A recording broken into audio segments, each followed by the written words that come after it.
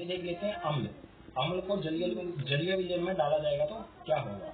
इसमें पहला बिंदु दिया गया है, इसके बारे में हम पहले भी पढ़ चुके हैं, फिर से देख लेते हैं। जल की उपस्थिति में अम्ल हाइड्रोजन प्लस आयंस उत्पन्न करते हैं। हाइड्रोजन प्लस, ठीक है, अब प्लस का मतलब धन आयंस, ठीक है, हाइड्रोजन के जमा वाले आयंस उत्पन्न करते हैं। ये हम पेज नंबर 1 या 2 पे पढ़ चुके हैं, तो इसके बारे में ज्यादा नहीं पढ़ेंगे। हाइड्रोजन आयन H3O धनायन, ठीक है, इस रूप में रहते हैं। जो ये हाइड्रोजन आयन्स हैं ये इस रूप में स्थायी नहीं होते हैं, तो ये स्थायीपन लाने के लिए इन्हें इस अवस्था में आना पड़ता है। H3O धनायन इस अवस्था में रहते हैं, और ये जो अवस्था है H3O पॉजिटिव, इसको कहा जाता है हाइड्रोनियम आयन, ठीक है, इसको कहा जाएगा हाइड्रोनियम आयन। जो भी हाइड्रोजन के आयन्स हैं वो हाइड्रोनियम आयन के रूप में रहते हैं, ना कि हाइड्रोजन की, ठीक है। अब ये जो हाइड्रोनियम आयन्स हैं ये बनते किस तरह से। कोई भी हाइड्रोजन आयन है वो जल के साथ अभिक्रिया करता है, ठीक है, तो एक हाइड्रोजन यहाँ पर है और 2 हाइड्रोजन यहाँ पर है। ये एक हाइड्रोजन और 2 हाइड्रोजन अभिक्रिया करके कुल 3 हाइड्रोजन बनाते हैं और O, ठीक है, तो ये हो गया H3O जमा यानी कि धन आयन, इसी को कहा जाता है हाइड्रोनियम आयन, ठीक है। इनका एक और उदाहरण ले लेते हैं, अच्छी तरह से समझ में आ जाएगा हमें। जैसे यहाँ पर है HCl यानी कि हाइड्रोक्लोरिक अम्ल। जब हाइड्रोक्लोरिक अम्ल को जल में, ठीक है, H2O यानी कि जल में डाला जाएगा तो ये बनेगा एक H यहाँ पर और H2O। हाइड्रोजन 2 यहाँ पर है, एक यहाँ पर, ये जुड़कर 3 हाइड्रोजन और O पॉजिटिव, यानी कि ये बन गया हाइड्रोनियम आयन। और क्लोरीन जो है, क्लोरीन अलग हो जाएगा, ठीक है, नेगेटिव चार्ज आ जाएगा इस पर, यानी कि घटाकार ऋण आयन हो जाएगा ये, ठीक है। तो इस तरह से बनता है ये हाइड्रोनियम आयन। अब देखते हैं जलीय विलयन में क्षारकों को डाला जाएगा तो क्या होगा। क्षारक जल की उपस्थिति में OH यानी कि हाइड्रो ऑक्साइड के घटा वाले आयन बनाते हैं, ठीक है, घटा वाले यानी कि ऋण आयन बनाएंगे। किस तरह से बनेगा ये, यहाँ पर है सोडियम हाइड्रो ऑक्साइड, जल की उपस्थिति में ये Na जमा और OH घटा, इस तरह से ये बट जाएंगे, अलग अलग हो जाएंगे, ठीक है, जल की उपस्थिति में। तो OH यानी कि हाइड्रो ऑक्साइड के ऋण आयन बनाएंगे। किसी भी वस्तु की प्रवृत्ति क्षारक है उसका कारण होता है हाइड्रो ऑक्साइड के आयन। आगे है जल के साथ अम्ल व क्षारक मिलाते समय सावधानी। जब हम जल और अम्ल या फिर क्षारक को मिलाएंगे तो उस समय हमें कुछ सावधानियां रखनी होती हैं जो बहुत जरूरी है। उसमें सबसे पहले हमें दिया है हमेशा अम्ल व क्षारक को जल में धीरे धीरे मिलाना चाहिए, ठीक है, हमें जल को क्षारक या अम्ल में नहीं मिलाना चाहिए, अम्ल व क्षारक को जल में मिलाना चाहिए। यानी कि हम क्या करेंगे, एक बड़ा सा बर्तन लेंगे, इसमें होगा जल, ठीक है, यहाँ पर है इसमें जल, और इसके अंदर कोई भी हमारे पास यहाँ पर मान लीजिए ये अम्ल, ठीक है, ये अम्ल है, ये क्षारक है। अगर हमें अम्ल और जल को मिलाना है तो हम अम्ल को इसमें डाला जाएगा, और जो भी ये बर्तन है, जो भी ये बीकर है, इसको धीरे धीरे हमें हिलाता भी रहना पड़ेगा। अगर हम नहीं हिलाएंगे तो ये जो अभिक्रिया होगी अम्ल तथा जल की, ये बहुत ऊष्माक्षेपी होगी, और इसमें से झाग बन के ये बाहर भी निकल सकता है और हमारे हाथ या पैरों को जला सकता है। हमेशा ध्यान रखना है अम्ल को जल में डालेंगे या फिर क्षारक को जल में डालेंगे, कभी भी हमें इस तरह से नहीं करना है कि यहाँ पर हमने ले लिया है अम्ल और इसमें जल डाला जाएगा, ठीक है, ये है जल, कि इसमें जल से अम्ल डाला जाएगा। ये जो तरीका है ये बिल्कुल गलत है, सही तरीका है ये, ठीक है। अगला बिंदु दिया गया है यह प्रक्रिया बहुत ऊष्माक्षेपी होता है, इसलिए कांच पात्र लगातार हिलाते रहना चाहिए। ये मैं बता चुका हूँ, जो भी ये कांच पात्र हमारा बीकर है इसे लगातार हिलाते रहेंगे, क्योंकि जो प्रक्रिया है ये वाली ये बहुत ऊष्माक्षेपी यानी कि बहुत अधिक तापमान हो जाता है जब इसे मिलाते हैं, और ये झाग बन के बाहर भी निकल सकते हैं, और तापमान अधिक होने के कारण जो ये कांच का बर्तन है, ठीक है, पात्र है, ये टूट भी सकता है। तो हमें सावधानियां रखनी चाहिए, हाथों में ग्लव्स पहनने चाहिए, और मतलब अम्ल और क्षारक के साथ ना ही खेले तो बेहतर है। जो भी प्रयोगशाला में अम्ल और क्षारक होते हैं उनको अपने टीचर की निगरानी में ही यूज करना चाहिए, ठीक है। पाठ में अगला विषय है अम्लों व क्षारकों की प्रबलता।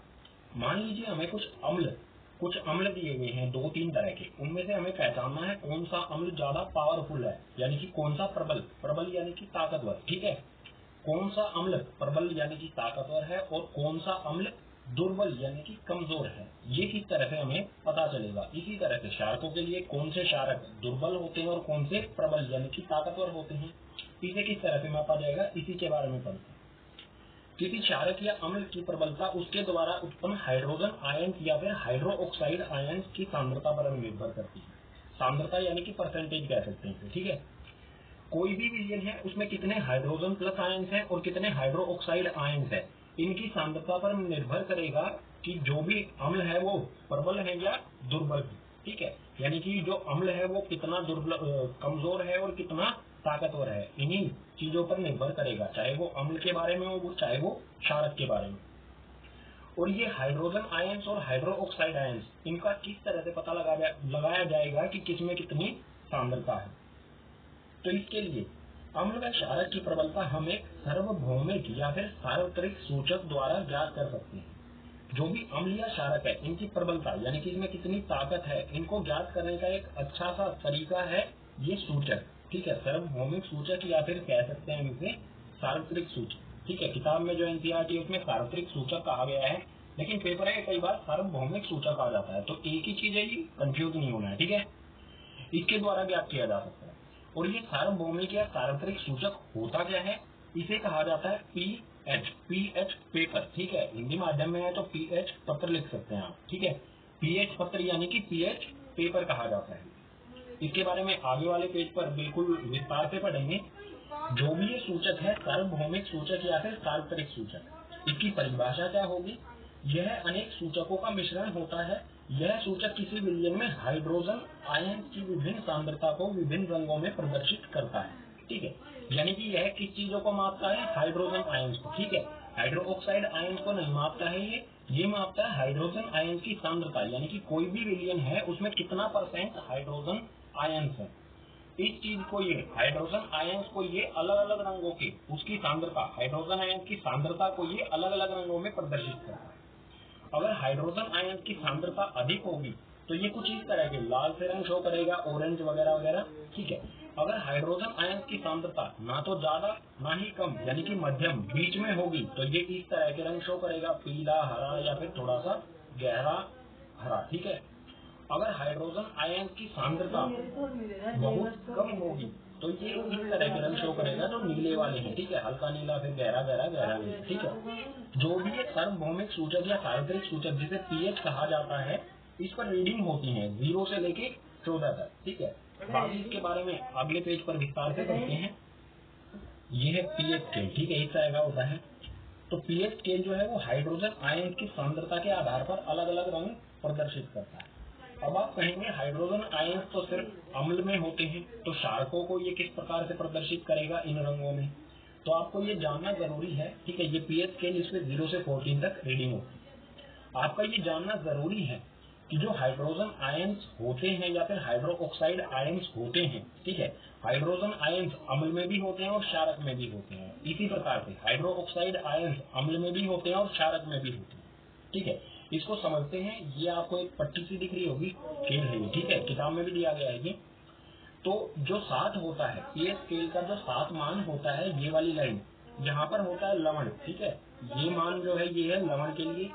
अगर इससे हम उल्टे हाथ की तरफ, ठीक है, इस साइड में जाएंगे तो ये जो सभी रंग हैं ये अम्लीय हैं। कोई भी हाइड्रोजन आयन की प्रवृत्ति मतलब इन रंगों में प्रदर्शित करेगा हाइड्रोजन आयन को, तो इस साइड में ये सारे अम्ल दर्शाएगा और इस साइड के रंगों में ये क्षारक, ठीक है, क्षारीय प्रवृत्ति को दर्शाएगा। अब बात आती है हाइड्रोजन आयंस और हाइड्रो ऑक्साइड आयंस, ठीक है, क्षारक को किस तरह से प्रदर्शित करता है। तो देखो यहाँ पर ये स्केल है लवण, इससे इधर सभी अम्ल आ जाएंगे और इससे इधर सभी क्षारक आ जाएंगे, ठीक है। और यहाँ पर आप देख सकते हैं जो नीले वाला क्षेत्रफल है, ठीक है, ये नीला रंग जो दिखाई दे रहा है ये है हाइड्रोजन आयन, ठीक है। और जो ये सफेद वाला हिस्सा है ये है हाइड्रो ऑक्साइड आयन। तो जो भी अम्ल होते हैं उसमें ये सफेद वाला भी क्षेत्रफल है और नीले रंग वाला भी क्षेत्रफल है, यानी कि यहाँ पर हाइड्रोजन आयंस भी है और हाइड्रो ऑक्साइड आयंस भी है, ठीक है। लेकिन अम्ल क्यों है ये फिर, अगर इसमें हाइड्रो ऑक्साइड आयंस भी है तो ये अम्ल क्यों है, क्योंकि इसमें हाइड्रोजन आयंस अधिक हैं, हाइड्रो ऑक्साइड आयंस बहुत कम है, ठीक है। और लवण पर क्या होता है, जितने हाइड्रोजन आयंस होते हैं उतने ही हाइड्रो ऑक्साइड आयंस होते हैं और ये मिलकर H2O बना देते हैं, ठीक है, लवण और जल बना देते हैं। इसलिए यहाँ पर जो ये है लवण होता है उदासीन, ठीक है, उदासीन अभिक्रिया 7 पर ही होती है, ठीक है। अब इस साइड आएंगे तो यहाँ पर आप देख सकते हैं ये नीले वाला क्षेत्रफल कम हो रहा है, यानी कि हाइड्रोजन आयन कम हो रहे हैं, और जो सफेद वाला क्षेत्रफल है ये अधिक हो रहा है, यानी कि हाइड्रोक्साइड आयन ज्यादा है। अगर हाइड्रोक्साइड आयन ज्यादा है तो वो प्रवृत्ति होगी क्षारीय, अगर हाइड्रोजन आयन ज्यादा है तो वो प्रवृत्ति होगी अम्लीय। तो ये जो हाइड्रोजन आयन की सांद्रता अगर अधिक होगी तो वो अम्लीय, अगर हाइड्रोजन आयन की सांद्रता बहुत कम होगी तो वो क्षारीय प्रवृत्ति को दर्शाएगा। ठीक है, ये क्षारक के लिए इस तरह के रंग प्रदर्शित करेगा, यानी कि 7 से अधिक रीडिंग देगा, और अम्ल के लिए 7 से कम रीडिंग देगा। तो यहाँ पर ये इंफॉर्मेशन मैंने लिख दी है, फिर भी एक बार पढ़ लेते हैं। pH इक्वल्स टू 7, किसी भी विलयन का pH मान अगर 7 है तो इसका मतलब क्या है, जो विलयन है वो उदासीन यानी कि लवण है वो। ठीक है, अगर किसी का pH मान 7 से कम, ठीक है, ये कम का निशान है, pH मान 7 से कम है, अगर 7 से कम है तो वो विलयन अम्लीय होगा। ठीक है, और आगे है इसमें pH मान जो है वो 7 से अधिक है, अगर 7 से अधिक है तो वो विलयन जो होगा वो क्षारक होगा। ठीक है, क्षारीय विलयन होगा। ये था कुल मिला के पीएच स्केल के बारे में। ठीक है, अब बात कर लेते हैं पीएच का हमारे जीवन में, दैनिक जीवन में क्या महत्व है। तो उसी के बारे में दिया गया है, दैनिक जीवन में पीएच का महत्व, जो भी हमारा पीएच मान है उसकी कितनी महत्वपूर्ण है हमारे जीवन में। तो इसमें पहला बिंदु दिया गया है, हमारा शरीर 7 से 7.8 पीएच के बीच कार्य करता है। हमारे शरीर का जो पीएच मान होता है वो 7 से लेके 7.8 तक होता है। अगर हमारे शरीर का पीएच मान 7 से कम हो जाए या 7.8 से अधिक हो जाए तो हम बीमार पड़ जाएंगे। ठीक है, हमें कई तरह की बीमारियां लग जाएंगी। इसमें अगला बिंदु है, वर्षा के जल का पीएच मान जब 5.6 से कम हो जाता है तो अम्लीय वर्षा कहलाती है। ठीक है, अम्लीय वर्षा के कारण ताजमहल का रंग पीला हो चुका है, तो ये थोड़ा महत्वपूर्ण हो जाता है। किसी भी वर्षा का जल 5.6, ठीक है, 5.6 मतलब 7 से कम है, ये 5.6, अगर 5.6 से कम हो जाए तो वो वर्षा अम्लीय होगी। ठीक है, और अम्लीय वर्षा के कारण पहले ताजमहल का रंग जो है वो बिल्कुल सफेद चमकीला होता था, ताजमहल अम्लीय वर्षा के कारण ताजमहल का जो रंग है वो थोड़ा थोड़ा पीला हो चुका है। ठीक है, इसी में आगे है, मुंह का पीएच मान 5.5 से कम होने पर, दोनों नहीं है यहाँ पर, दांतों, ठीक है, दांतों का क्षय प्रारंभ हो जाता है। अगर हमारे मुंह का पीएच मान 5.5 से कम हो जाए तो हमारे जो दांत हैं वो गलना शुरू कर देते हैं, क्षय यानी कि गलना। ठीक है, गलना शुरू कर देते हैं, क्योंकि जो 5.5 होता है उससे कम अम्ल जो है वो प्रबल होता जाता है। ठीक है, अम्ल की प्रबलता अधिक होगी तो वो हमारे दांतों के साथ अभिक्रिया करेगा और उनको गलाना शुरू कर देगा।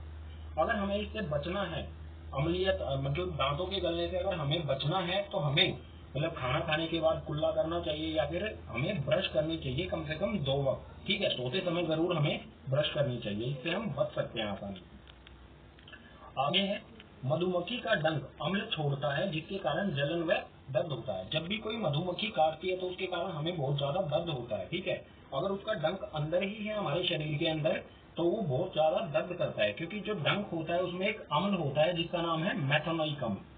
मेथनोइक अम्ल जो है हमारे शरीर में जो सेल्स होते हैं, बॉडी के सेल्स होते हैं, उनको डैमेज, उनको खत्म करना शुरू कर देता है। इसी के कारण हमें जलन या फिर दर्द होता है। ठीक है, अगर हम इस दर्द या जलन से बचना चाहते हैं तो उसके ऊपर हम कोई कोलगेट या फिर कोई साबुन से हमें उसे धोना चाहिए, क्योंकि साबुन जो है वो अम्लीय प्रभाव को समाप्त कर देता है। ठीक है, यानी कि जो मेथनोइक अम्ल है इसके प्रभाव को वो धीरे धीरे करके समाप्त कर देगा। अगला बिंदु और आखिरी बिंदु है, इसमें अच्छी उपज के लिए पौधों को एक विशिष्ट पीएच की आवश्यकता होती है। पौधों, अलग अलग पौधों के लिए अलग अलग पीएच मान की आवश्यकता होती है। कुछ ऐसे पौधे होते हैं जो 5 से 6 के पीएच मान के बीच में बहुत अच्छी तरह से ग्रो, यानी कि वो अच्छी तरह से उपज करते हैं, मतलब अच्छी तरह से वो विकास करते हैं अपना। कुछ ऐसे पौधे होते हैं जो 6 से 7 के में करते हैं, और कुछ ऐसे होते हैं 7 से 8, यानी कि जो पौधे होते हैं अलग अलग पौधों का पीएच मान, अलग अलग पौधों को अलग अलग पीएच मान की आवश्यकता होती है अपनी बेहतर विकास के लिए। ठीक है, पाठ में हमारा अगला विषय आता है लवण। लवण का निर्माण किस तरह से होता है ये हम पहले भी पढ़ चुके हैं, एक बार फिर से देख लेते हैं। कोई भी अम्ल और क्षारक एक दूसरे के साथ अभिक्रिया करके, यानी कि परस्पर अभिक्रिया करके लवण और जल का निर्माण करते हैं। ठीक है, उदाहरण देख लेते हैं। अम्ल में लिया है यहाँ पर HCl यानी कि हाइड्रोक्लोरिक अम्ल, और क्षारक में लिया है NaOH यानी कि सोडियम हाइड्रोक्साइड। ये दोनों एक दूसरे के साथ अभिक्रिया करेंगे और लवण यानी कि NaCl सोडियम क्लोराइड लवण का निर्माण करेंगे। और जो ये सोडियम क्लोराइड होता है ये साधारण नमक है, जो हम घर में रसोई घर में यूज करते हैं नमक, वही नमक है, ठीक है, साधारण नमक जो खाने में डाला जाता है। और इसके साथ साथ H2O यानी कि जल का निर्माण करता है, ठीक है। अब ये तो एक लवण हो गया सोडियम क्लोराइड। इसके अलावा भी बहुत सारे लवण हैं जिनका निर्माण किया जाता है, जैसे कि कैल्शियम क्लोराइड, CuSO4 यानी कि कॉपर सल्फेट, KCl यानी कि पोटेशियम क्लोराइड। अलग अलग प्रकार के कई लवण होते हैं, ठीक है। आगे है इसी में लवण से रसायनों का निर्माण। जो भी लवण होते हैं उनसे रसायन यानी कि केमिकलों का निर्माण किया जाता है, ठीक है। इसके कुछ उदाहरण देख लेते हैं, जैसे सोडियम हाइड्रोक्साइड का लवण से ही बनाया जाता है सोडियम हाइड्रोक्साइड। इसी तरह से विरंजक चूर्ण, बेकिंग सोडा, धोने का सोडा और प्लास्टर ऑफ पेरिस जिसे कहा जाता है POP, इन सब का निर्माण किस तरह से किया जाता है और इनके उपयोग क्या क्या है, ठीक है। एक एक करके सभी के बारे में आगे वाले पेजेस पर पढ़ते हैं। लवण से जो रसायनों का निर्माण किया जाता है यानी कि केमिकल बनाए जाते हैं, उसमें सबसे पहले है सोडियम हाइड्रोक्साइड। सोडियम हाइड्रोक्साइड का रासायनिक सूत्र होता है NaOH। Na से होता है सोडियम और OH से हाइड्रोक्साइड यानी कि सोडियम हाइड्रोक्साइड। इसका निर्माण किस तरह से होता है, इसमें हमें दिया है सोडियम क्लोराइड के जलीय विलयन से विद्युत प्रवाहित करने पर यह वियोजित होकर सोडियम हाइड्रोक्साइड उत्पन्न करता है। यानी कि सोडियम क्लोराइड जो जल में उपस्थित है, जलीय विलयन, ठीक है, सोडियम क्लोराइड का जलीय विलयन, उसमें से जब विद्युत को प्रवाहित करेंगे तो यह सोडियम हाइड्रोक्साइड में बदल जाता है, ठीक है। और इसकी रासायनिक अभिक्रिया किस प्रकार से होती है ये देख लेते हैं। ये है NaCl यानी कि सोडियम क्लोराइड। सोडियम क्लोराइड का जलीय विलयन, साथ में जल भी है, ठीक है। तो सोडियम क्लोराइड के साथ जो जल है, इस विलयन में से विद्युत धारा प्रवाहित की जाएगी। विद्युत धारा प्रवाहित करने के बाद ये बदल जाता है NaOH यानी कि ये मिल गया हमें सोडियम हाइड्रोक्साइड, ठीक है, सोडियम हाइड्रोक्साइड ये मिल गया हमें।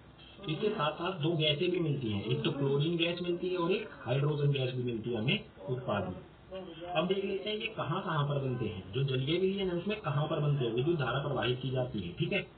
तो एनोड पर जो है वो क्लोरीन गैस निकलती है, कैथोड पर हाइड्रोजन गैस निकलती है और कैथोड के पास ही सोडियम हाइड्रोक्साइड का विलयन बनता है। ये तीनों चीजें हमें याद रखनी पड़ेंगी, ठीक है। एनोड पर क्लोरीन, कैथोड पर हाइड्रोजन और कैथोड के पास ही सोडियम हाइड्रोक्साइड का विलयन बनता है। अब बात कर लेते हैं कि तीनों चीज जो हमें उत्पाद में मिली है इनके उपयोग क्या क्या है, यानी कि सोडियम हाइड्रोक्साइड का उपयोग क्या होता है, क्लोरीन का और हाइड्रोजन का क्या क्या उपयोग होते हैं, ठीक है। तो उपयोग में क्लोरीन जो है वो, क्लोरीन का उपयोग जो है वो जल की स्वच्छता या फिर PVC के लिए उपयोग किया जाता है, पॉलीविनाइल क्लोराइड के लिए, ठीक है, जल की स्वच्छता के लिए। ये गलत हो गया है, क्लोरीन जो है वो जल की स्वच्छता के लिए उपयोग किया जाता है।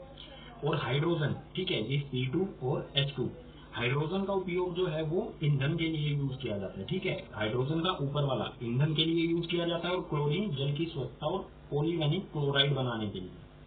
और NaOH यानी कि सोडियम हाइड्रोक्साइड का उपयोग जो है वो ग्रीस हटाने के लिए।